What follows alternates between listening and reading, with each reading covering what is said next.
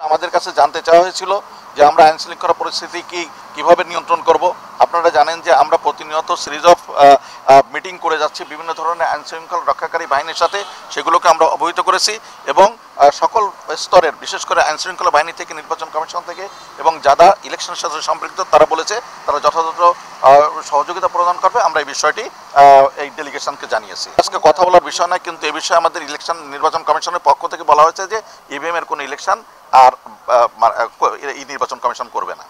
তারই অংশ হিসেবে তারা বিশেষ করে ইউএনডিপির তত্ত্বাবধানে নেতৃত্বে আমাদের এখানে কয়েকটি দেশের মহামান্য রাষ্ট্রদূতগণ এখানে এসেছিলেন। তাদের মধ্যে রয়েছেন ইউরোপীয় ইউনিয়নের হাইকমিশনার, মান্যবর হাইকমিশনার এখানে রয়েছেন, সুইডেনের মান্যবর হাইকমিশনার এখানে আছেন, এখানে নরওয়ের মান্যবর হাইকমিশনার এখানে আছেন, এখানে আমাদের ব্রিটেনের মান্যবর হাইকমিশনারও আমাদের এখানে এসেছিলেন। এসে আমাদের আগামী দিনের কি প্রস্তুতি, আমাদের কি চ্যালেঞ্জ আছে ইলেকশনকে ফ্রি ফেয়ার করার জন্য, সে বিষয়ে আমাদের সাথে বিস্তারিত আলোচনা করেছেন। তারা বিশেষভাবে জানতে চেয়েছেন যে মহিলা ভোটারদের কিভাবে ভোটে বেশি অংশগ্রহণ করা যায়, সে বিষয়ে আমরা কি পদক্ষেপ গ্রহণ করেছি। আমরা সেখানে বলেছি যে আমরা বদ্ধপরিকর মহিলাদেরকে তাদের ভোটাধিকার প্রয়োগ করানোর জন্য।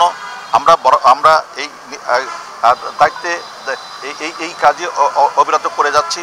তারা আমাদের নির্বাচনের অগ্রগতি সম্পর্কে জানতে চেয়েছিল। আপনারা জানেন যে ইতিমধ্যে আমরা ঘরে ঘরে যে ভোটার তালিকা প্রস্তুতের কাজ সম্পন্ন করেছি, আমরা ডিলিমিটেশনের কাজ শেষ করেছি, আমরা খসড়া ভোটিং সেন্টারের কাজও সম্পন্ন করেছি।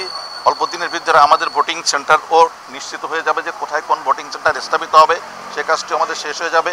আমরা মহিলাদের জন্য বিভিন্ন ধরনের আউটরিচ ক্যাম্পেইন, অর্থাৎ তাদেরকে সচেতন করে তোলার জন্য যে যে পদক্ষেপগুলো গ্রহণ করেছি এবং ইতিমধ্যে যে যে পদক্ষেপ আমরা নিয়েছি সে বিষয়ে আমরা বিস্তারিত আলাপ করেছি।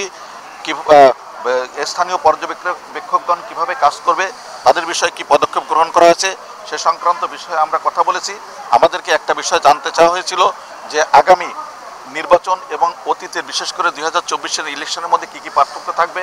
আমরা সেখানে সে কথাগুলো বলেছি যে বিভিন্ন ধরনের আইনের সংস্কার, বিভিন্ন ধরনের আইনের পরিবর্তন যতটুকু প্রয়োজন সেগুলো আমরা বলেছি। এরপরে যাতে পার্টিসিপেটরি হয় সেজন্য আমরা একটা সুন্দর ভোটার লিস্ট তৈরি করার যে পদক্ষেপ গ্রহণ করেছি। বিশেষ করে মৃত্যু ভোটারদের কর্তন, মহিলাদের যারা পূর্বে যে মহিলা এবং পুরুষ ভোটারের যে গ্যাপ ছিল সেই গ্যাপগুলোকে যথাযথভাবে করার জন্য যে ব্যবস্থা গ্রহণ করা দরকার সেই ব্যবস্থাগুলো আমরা গ্রহণ করেছি। এ বিষয়ে আমরা তাদেরকে অবহিত করেছি এবং তারা আমাদের কথা মনোযোগ সহকারে শুনেছেন। তারা বিভিন্ন ধরনের প্রশ্ন করেছিলেন, সেই প্রশ্নের আমরা উত্তর দেওয়ার চেষ্টা করেছি। এভাবে আমরা আমাদের বিষয়গুলো কি করেছি।